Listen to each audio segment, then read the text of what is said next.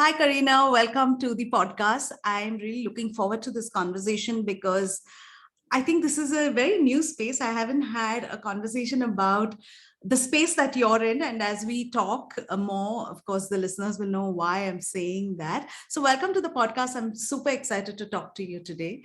Thank And you. I'm looking forward to this conversation. Thank you so much, Savita. I'm so excited to be on the show. I've actually listened to a lot of episodes and I'm feeling excited that I was invited to be here. So Oh excited. wow, that's lovely to hear that you've listened to it. So yeah, I mean, we have a lot of great episodes, and you're going to be on this, and I'm looking forward to what the audience has to say about our conversation. And with that, I want to get right into our topic for today, which is you and this little business, the startup that you are building. What is your why for starting this platform? And what made you transition from building a content and community platform at Baby Space to this health? Let me redo that. Okay, I'm going to edit this out.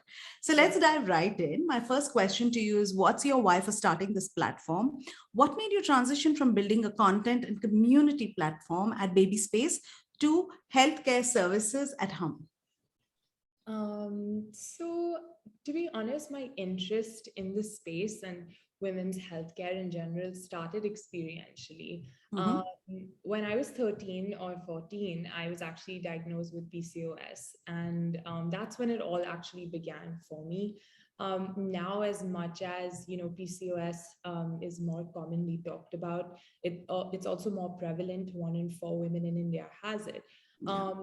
Back then there was this taboo areas of gray, lack of conversation about it. And I come from privilege, I'm very lucky, and I have progressive parents, access to great doctors and experts. But back then there were always these questions, insecurities you have, one with the superficial aspects, but then also with the more long-term aspects like fertility. As I grew older, became this 18, 19 year old, I've always been this kind of type A, forward thinking personality. And I started thinking about, oh, what are the options for fertility for women?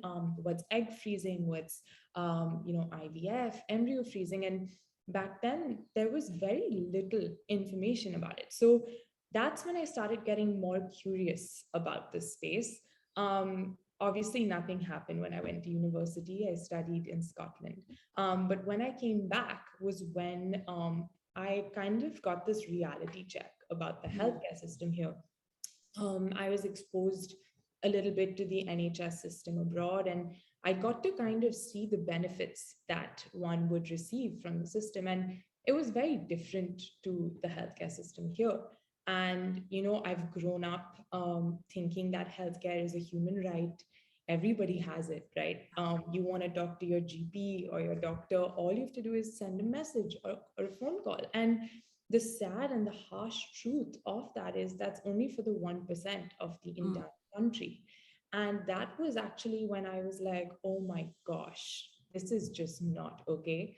COVID happened, and at that time, pregnant women, new couples were very, very vulnerable with their newborns. Yes. Back in the first wave, if you remember, all of us were locked up at home. People weren't Yes. even stepping out to get groceries, right? Yes. And with this entire kind of trend of urbanization, nuclear families, maybe a decade ago, everyone was living in a joint family with their mother-in-law, sister-in-law, kaki, nani, everybody to talk to, take care of your baby. If you have to go to office, you give it to your cousin, your baby to your cousin to take care of, things like that. But things changed, and that was when I was like, I want to do something for this space now. What can we do that can help people? And I kind of took a call that it was verified content, and creating a community for mothers and new parents to chat with each other about what they needed. And that's when we launched Baby Space with some incredible doctors on our board, providing verified information about things like breastfeeding and COVID, antibodies that, go to your baby when you're breastfeeding. Sometimes it's still a lot of gray area about the Yes. Yes. space. So that's when Baby Space happened. We grew that to, a community of over 15, 16,000 people. Um, We conducted a study of 640 parents as well. And honestly, Savita, what happened to us then was I kind of got this wake up call that I was still really solving a privileged problem. Mm. And we realized that, content and community, while it's a need, it's still maybe a secondary or tertiary need. And in India, we're still dealing with things like accessibility, Yeah. affordability, right? Yeah. That pushed us after we conducted our study, after we talked to, close to 1,000 moms and parents through our Mm. community, that pushed us to pivot. That moved us from content community to healthcare, which is accessible and affordable through HUMM. We changed our name to HUMM, which means the Hindi word us. Yeah. And it also comes from a hummingbird, which represents healing, resilience, and strength. We want people who join HUMM to kind of feel that they have a companion and they're not alone. They are very much supported. And to quickly kind of explain what we do at Oh. HUMM, HUMM is a healthcare company that offers affordable, accessible healthcare with a focus in postpartum and newborn care. That is what we are starting with through our health programs available on a different membership basis. You get unlimited on-demand access to a team of experts that are assigned specifically to you. They offer personalized healthcare plans. You have daily online check-ins with an in-house care companion or a virtual doula, unlimited access to classes, to tools, different kind of plans, and health tracking as well. Wow. So that is what we're up to. I'm sorry if I bored you with my long No, I love it. explanation. I love it because so much of it resonates with me. One, because I went through IVF myself. Okay. So that was the thing. I have COD. And for me, it has been, I read What to Expect When You're Expecting only till the 40th week. And then after that, I didn't bother reading it. And then everything hit me like a shock. And I remember now, while it was 9 years ago that my child was born, I had only baby center to go and access.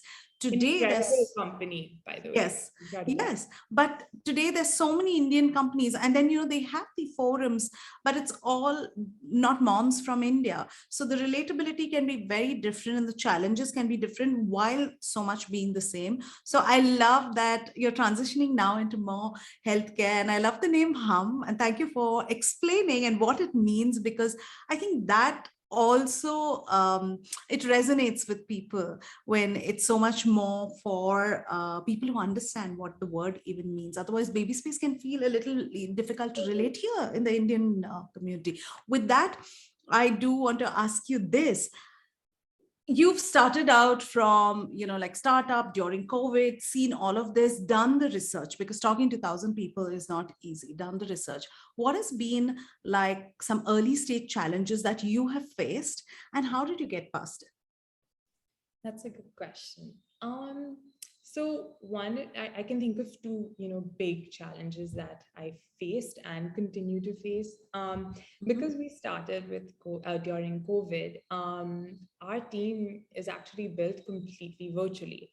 Mhm. And one doesn't realize, but having that day-to-day human interaction plays such a vital role in team building, relationship building, ideating, brainstorming. I'm from Mumbai, but our team is from all over the country. Couple of our people are actually in America right now, so time difference is a big, issue as well. Yeah. Um, I would say the entire, people management and team building virtually was definitely a challenge and still is, and it's something we're trying actively to kind of manage. Mm. Um, so that was one, and the other one I would say, and I still feel honestly every day glaring at me is being a solo female founder in this space. Being a solo founder, and a lot of the times before I actually started Baby Space and now HUMM, one would say, do you have a co-founder? It's a very lonely experience and it's a long road. And Yeah. back then I was like, oh, what does that even mean? I can do it on my own. Um, I can do it on my own, but it's definitely overwhelming. And you do have days where you're, filled, your room and your head is filled with work. and you don't know where to begin. So I would say that's probably a challenge I face, but it's definitely something I'm kind of learning on a Mhm. day-to-day basis, and figuring out how to navigate. For Yeah. sure. I think a lot of people share the solopreneur's journey, like you shared. A lot of women find that really hard. So it's very interesting that you brought up about the co-founder, because that's something. There are different platforms where you can actually look for a co-founder. So do you think, with all the experience that you had in the last 2 years with going it alone, at some point you would go down the, like, you would find a co-founder, or you're open to it, I'm or so open to it. I think, okay. honestly, if the right person came along, and I have actively, looked, we've talked to so many people, but there's so many things, that need to click for it to happen, and that didn't True. happen for us yet. But I like to say that the door's always open, and very open. If somebody comes along, happy to figure that out as well. Awesome. Yeah. Because that's good to know that you're always keeping that door open, because some people don't know if they're open to it at all. And then you don't get to have those conversations. And sometimes you may just find the right person. So that's an interesting conversation about co-founders. And I think I can talk about it a lot. And I want to ask you, do you have like a business lesson that you've learned that in the last Yeah. couple of years? So there have been a lot of learnings, but I think the most important one, which it was kind of like an epiphany I had, uh, Mhm. that would be that one should actually listen to the problem their potential customers have versus the problem you think they have.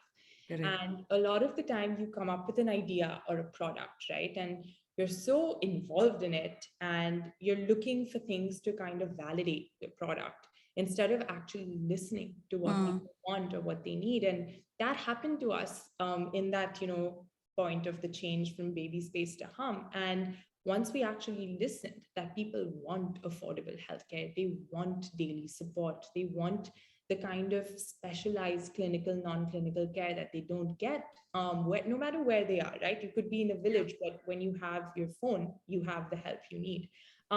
So that's what actually, caused us to move onto this path. And I would say focus on, what your customers or potential customers want.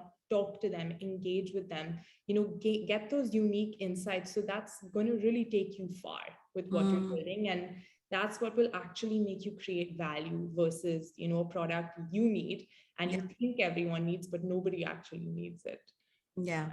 Great lesson on product market fit. So I would you say that because of the conversations that you had, you transitioned and now you've got a product which the marketplace actually needs with Hum. Yes. So I would say we've done a good amount of research. We have a focus group we've been working with and beta users we've been working with. So we're obviously very new. So I'm not sure if we've reached product market fit. We're still experimenting a little bit Yeah. with prices and our programs as well. But I would definitely say the research and the actual market kind of engagement you do, it helps a lot. And True. it really puts you on the right track. Yeah, true. And let's talk about baby space. So when you started baby space, how did you put the word out there? Like, how did you build the brand? Uh, and like during the awareness phase, the top of the funnel activities, what are some things that stand out for you with what you did in building the brand and spreading the word? So the way I did it was actually a very step by step tedious way, if I'm honest. Community building seems like the easiest thing in the world because one thinks that it's human nature that, if someone's interested in something, they naturally want to talk about their experiences or connect with other people because that's what you perceive of people. But when you actually do it, it's really not what you expect. Back in the day before we launched Baby Space, I remember talking to somebody and he asked me, we were figuring out hosting services. That was the context. And he asked me, how much traction are you expecting? And now I want to laugh about it. But back then, before we launched, I was like, oh, we expect 200,000 people on the platform every day. And that was the naivety of me, not being a founder back then and first time launching something. Was the reality was the exact opposite. To get back to your question, to kind of build a community and get your brand out there, it is this kind of brick by brick process. What we did for baby space, few of us actually we reached out to bunch of moms, different kind of ambassadors in their field. There are incredible mom influencers, mom bloggers, incredible, experts, therapists, lactation consultants, all of these men and women that are passionate about what they do and they really want to share. They have a highly engaged audience.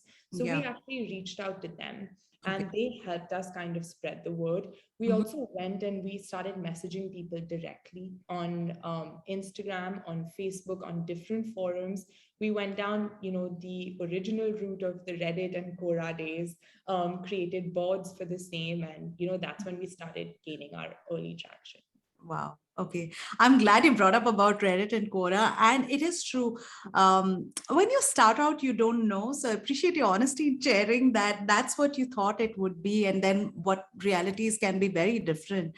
Um, so you did the brand building exercise. Now people started to come onto the platform. So you had a community. And that's like just the first step, like we all know. How did you keep the engagement going? What are some tips that you can share to help other communities like yours to engage at a deeper level? Absolutely. So I think when you have a community, whether it's small or large, whether you have 50 people or 50,000 or 5 million people, I think what one tends to do is focus on numbers and how quickly you can grow. So what you tend to do is, okay, today I have 100. Tomorrow, how do we make it 200? And Mm, how do we make it 5,000? Right. And naturally, your inclination goes towards how to grow, yeah. but focus doesn't lie on how to make people stay. Yes. And that is, such a big problem when it comes to building a community. And I would say what we did with our, current community is love your users back. One thing you need to do is love the people who love you back, talk to them, engage with them. We have and used to hold a lot of workshops, talks, webinars, partner with different organizations. You need to engage with your users and learn from them, and take those unique insights home with you, because you're never going to find it anywhere else. And that's what we did. And I would say our users and the people that participated in our study, people from our community, they've been the most important part of our journey with HUMM. And it's literally because of engaging with them that we've learned Yeah. what we learned and we've built this. So I would say the number one thing to do for your community is love them back and tell them you love them back. Talk to them, make them feel welcome, make them want to stay, Mm, not make them feel like they're just a number in this really, really big group. yeah. And that's what makes them grow, and you actually create value in a foundation. Yeah. And stay with you. So according to you, what's a bigger challenge? Bringing people on or making them stay? I would actually say it's making them stay. Yeah. There are all these really cool tools that you can use to bring people on, but people need to see value in what they're looking at to stay, and actually reference you, right? If Right. you actually get one person to tell one other person, the impact you can have is monumental. True. When you actually get one person to do that, that means you're successful and you've done Yeah. it. So I would actually say it's getting them to stay. Yeah. Yeah. So 100%. having advocates and ambassadors is really important. So it helps not only just build engagement while they're within the platform, but also to bring in new people. And because it's trust and because it's word of mouth. Yeah, that's a great takeaway for everyone who has memberships, platforms, community building, and communities is most people track and they share about how they have X number of people on the platform, but actually what you should also be tracking as a KPI should be engagement, should be churn, should we be able to see if you have an app, how many are, leaving the app, how many are offloading the app. So those are things to keep in mind. Great takeaways, Karina, loving this conversation. I want to ask you, what are some key goals you want to achieve? I know you're starting with, we've already shared what you're starting with, but what are some broad macro goals that you hope to achieve in the next 12 to 24 months? That's a great question, a fully loaded question. So for us, our aim is, I would say our mission at HUM is health equity and health equality. That's very, very important to us. Mhm. So, our focus over the next 12 months is going to be getting to all the tier one cities in India. Currently, we are partnering with different hospitals and clinics. We've secured some pretty incredible partnerships that we will be sharing soon. So, over the next 12 months, we're looking at growing to the 8 cities. And then the 12 months after that, we're looking at, getting into tier two and tier three. That's obviously the dream. And, where I think we could add the most value to people. True. So that's our plan for the 12 months after that. And we're also going to be launching a pretty cool model, which is Mhm. currently in stealth mode. So I can't Obviously, share about yes, that yes. yet. But that's something we're looking at pitching and launching after 12 months as well. Yes. Okay, excited for this journey. And now I want to bring the conversation to you. Who are people that played an important role in your life? And I want to add on to that question. Why did you choose entrepreneurship? Did you not want to go down the corporate route, or was this always a dream? So tell us a little bit about that. And of course, the people in your life. So very honestly, I've grown up in a home with parents that are both entrepreneurs. So I've, grown up looking at these two leaders in their own fields, and being inspired by them every single day. Since I was young, I knew that, building something of my own would be something I want to do. Never in my wildest dreams did I know it was going to be healthcare. As a young girl, while I've cared about it, I never thought we could actually get here and we could Mhm. do it. So very honestly, I did do the entire, GMAT route, planning out my MBA, thinking of, going to the big five to work after that. 100% have thought about those things. But at the end of the day, I think for me, it just became where I think I could add the most value and finding what was the place that was my purpose. And it was entrepreneurship any day. And that's why I picked it. And that's how it kind of happened for me. Yeah, I love hearing this because a lot of people say, I didn't want to be an entrepreneur. Some people say they always wanted to be one, and it's very interesting to hear Yeah. what how you came down this path. And I also want to know, what does a day in your life currently look like? I'm sure it's crazy and it's a lot because you're in launch mode, but what does a day when you're not in launch mode look like? um, oh, I don't know what to say to this question. So I think honestly, the last 2 years of my life have revolved completely around my laptop. If I'm honest, work has been like 90% of my day, which is not great because you need to have a good work-life balance. So whoever's listening, please don't go down that route. It's very unhealthy. But what's important to me and what I make sure I do every day, exercise. Number one, I work out 6 times a week, not only for the physicality of it, but it's so important for your mental health. I can't preach about working out, even if it's going for a walk more. Yeah. Getting that fresh air and either listening to music or a podcast or leaving everything and just running, that actually opens your mind and it helps you kind of release your stress and Mhm. anxiety. So Mhm. that's something I make sure I do every day. Wake up in the morning and work all day, work out, listen to a lot of podcasts, and I read a lot. Of late, it's been hard with launching the Yeah. product and things like that. But podcast I love, and I listen to a lot is Masters of Scale. I'm sure Mhm. Oh, yes, it. yes. Yeah. Um, so that's something I do, and family time is really important to me. I think COVID also made us, sit back and get that time that no one seems to have. Yeah. And I remember, in that lockdown period, for the first time, all four of us, my mom, my dad, my sister, and I, we actually sat on the floor of our living room and just played Monopoly. And I don't remember the last time we've had time to do Mm. something like that. Yeah. So I would actually say family time is a big part of my everyday, and I like to get even half an hour in if you can. Okay. Nice. And what do you love the most about what you do? As we come towards the end of the interview, we are not done yet, but Yeah. What do I love the most? I think it's when you actually talk to your users and you see the value that you brought to their life.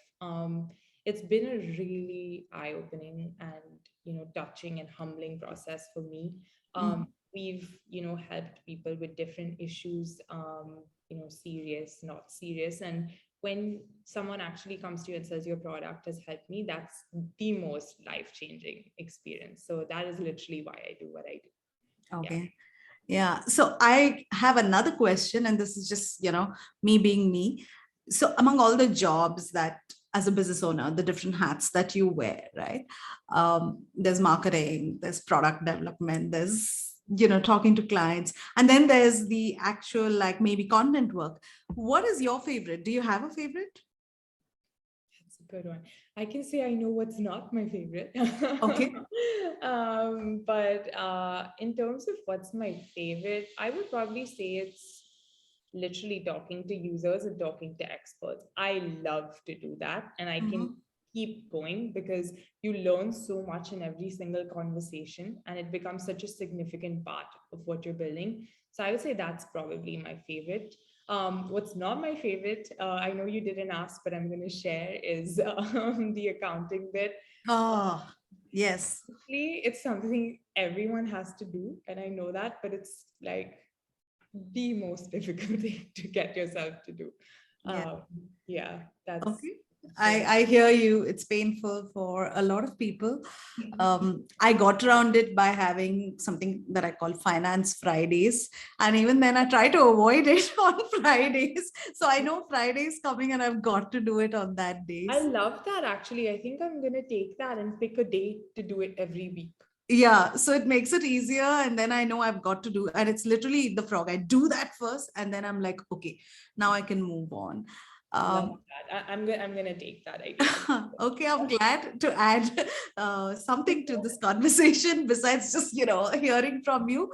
And with that, tell me, what's your advice to women who are contemplating entrepreneurship as a career or who are just starting out if they're already an entrepreneur, if they're starting? I know it's two different questions, Happy to but answer. Yeah. yeah, what is your advice to women in general in business and those who want to get into entrepreneurship? Because everyone thinks it's really hard and some have no idea. Like me, if I'd known how hard it was, I would never have started down this path, right? And I was in Honestly, corporate, nobody so knows how hard it is until you do it. And that's correct. Yeah. it, honestly. So what I would actually say to people that are contemplating the entrepreneurship journey, um, I would actually say you have to just take that leap and jump. You're gonna regret it if you don't try. And that's kind of my principle of life. You have to just try. And if it doesn't work, it doesn't work. But then you can sleep at night knowing you tried and you gave it your best. True. You honestly miss all the shots you don't take, right? So I think you just have to give it a chance and it doesn't matter if it doesn't work, it's on to the next one. Yeah. And for women who are in this space, my advice would honestly be keep going. Entrepreneurship is, not always ups and highs. It's not as glamorous as it seems on, TechCrunch or online. When you scroll through LinkedIn, you only see fundraising stories and you think that's what it's about, right? And Yeah. most of your journey is not that. A lot of it is to do with being tenacious and being disciplined and persistence. You have to just keep going. So that would be my advice. And if you're passionate about what you do and your users love your product, that should motivate you enough to keep pushing and keep going because you're going to get there. Yeah, I love your advice, and to know that at such a young age, it's so powerful. And I wish you nothing but the best. And I know you're going to scale great heights. And I'm going to look back on this conversation and probably bring you in for part two in 2 years. Oh, But before I let you go, here's something that I do want to ask you, which is what's like some favorite things, right? Like what's a book that you really like? I know I'm putting you on the spot, so you I love can. I love rapid fire. Um, Okay. my favorite book is actually this book called The Hard Thing About Hard Things by Ben Horowitz. He's one of the Yeah. kind of people I look up to. It's incredible. I know you already shared favorite podcast. Is there any, another one besides Masters of Scale? Success with Savita.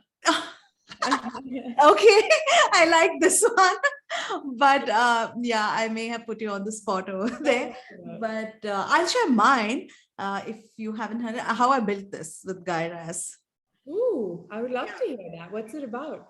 So it's about, he breaks down the whole journey of companies, right? A brand. So it could be Apple, how did they start? And so it can be an hour long, hour plus long, but it's a very interesting podcast and it's long. I'm gonna So check it out.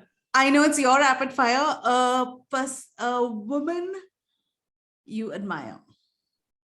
My mom. But I was going to say besides your mom, because most people say, but mom. Currently, I would say someone who really inspires me in the tech startup ecosystem is Falguni Nair. I think what she's done is fantastic, and she's definitely a role model to so many people with what she's built.